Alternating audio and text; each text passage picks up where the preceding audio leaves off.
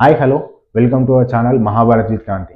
అయితే మనం లాస్ట్ వీడియోలో వేదుడి గురించి, ఉత్తంకుడి గురించి, ఇదంతా సర్పయాగం దాకా ఎట్లా పోయింది ఇదంతా చూసాము.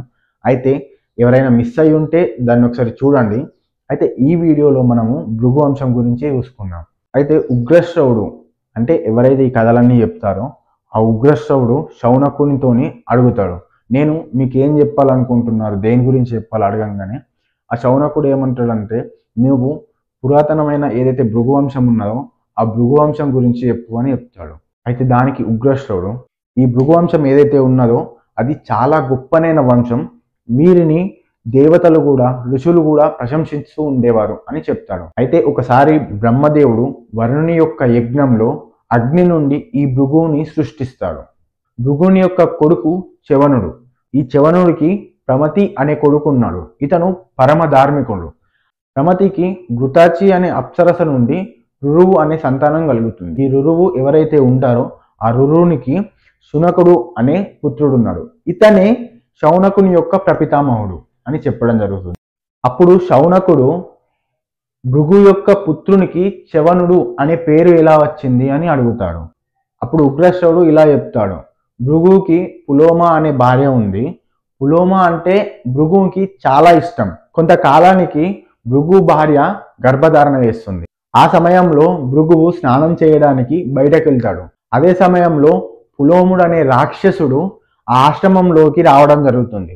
ఆ రాక్షసుడిని చూడగానే భృగు భార్య అతనికి అతిథి సత్కారం చేస్తుంది. అత్యంత సుందరి అయిన భృగు భార్యని చూసి ఆ రాక్షసుడు కామపీడితుడు అవుతాడు. అయితే ఆశ్రమంలో ఒంటరిగా ఉన్న భృగు పత్నిని చూసి నేను ఈమెని ఎత్తుకెళ్ళొచ్చు అని సంతోషిస్తాడు. అయితే ఇక్కడ ఒక చిన్న స్టోరీ ఉంటుంది. అయితే ఈ పులోమ ఎప్పుడైతే చిన్నగా ఉంటుందో ఆ సమయంలో ఈ రాక్షసుడు వాళ్ళ ఇంటిలో దాచుకుంటాడు. అప్పుడు పులోమ యొక్క తండ్రి పులోమను భయపెడుతూ, ఓ రాక్షస నువ్వు ఈమెని తీసుకెళ్ళు, ఓ రాక్షస నువ్వు ఈమెను ఎత్తుకపో అని చెప్పడం జరుగుతుంది.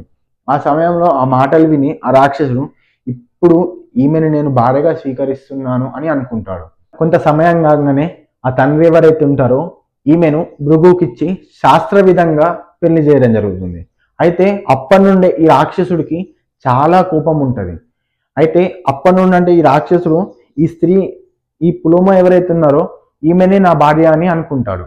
అయితే ఒంటరిగా ఉండడం చూసి ఆమెను ఎత్తుకెళ్ళడానికి ప్రయత్నిస్తాడు. అదే సమయంలో అక్కడ మండుతున్న అగ్నిని చూస్తాడు.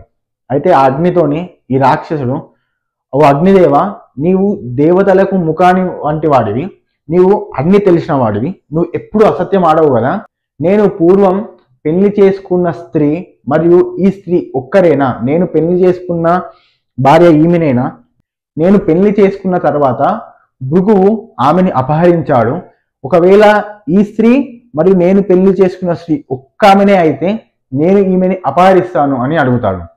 అప్పుడు అగ్నిదేవుడు ఆ రాక్షసునితో, నీవు చిన్నప్పుడు అనుకున్న స్త్రీ మరియు ఇప్పుడు ఈమె ఒక్కరే, కానీ నీవు ఈమెని విధిపూర్వకంగా అంటే శాస్త్రం ప్రకారం పెళ్లి చేసుకోలేవు, కానీ ఆయన తల్లి శాస్త్రోక్తంగా భృగుకిచ్చి పెళ్లి చేశాడు అని చెప్తాడు.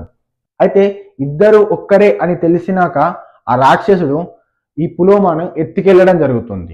అయితే రాక్షసుడు పులోమాని ఎత్తుకెళ్తున్న సమయంలో యోగ బలంతో ఆ గర్భం ఏదైతే ఉందో అది బయటకు వస్తుంది.